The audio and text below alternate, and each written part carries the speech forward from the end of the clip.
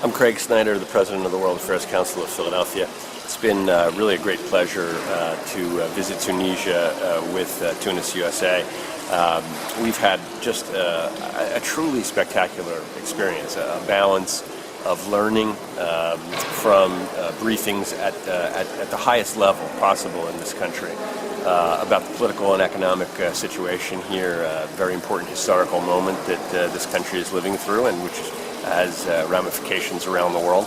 But that balanced with wonderful sightseeing, fine meals, great hotels. Altogether, this has been nearly a letter-perfect travel experience. Craig, for those who don't know, can you describe briefly what the World Affairs Council is and the mission? Absolutely. So we're a group of private, nonprofit, nonpartisan educational organizations. Our mission is to help Americans better understand what's going on in the world and to debate U.S. foreign policy. So we chose Tunisia as a destination because at this time in history it's clearly a very important laboratory for a nation trying to transition from dictatorship to democracy.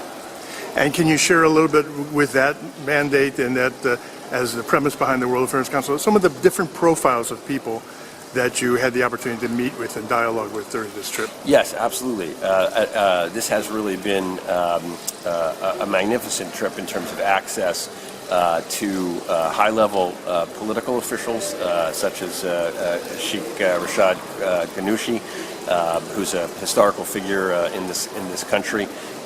Also, the equivalent of the national security advisor to the president of this country. We're going to be having a meeting at the U.S. Embassy.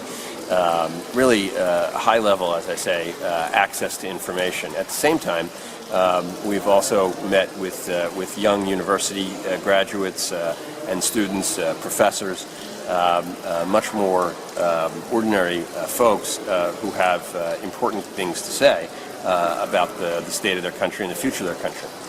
Well, it certainly seems like a trip like this that you've been experiencing is very much commensurate with the mission of World Affairs Council in trying to educate people, and here we're really seeing Tunisia as a laboratory of the democratization process going.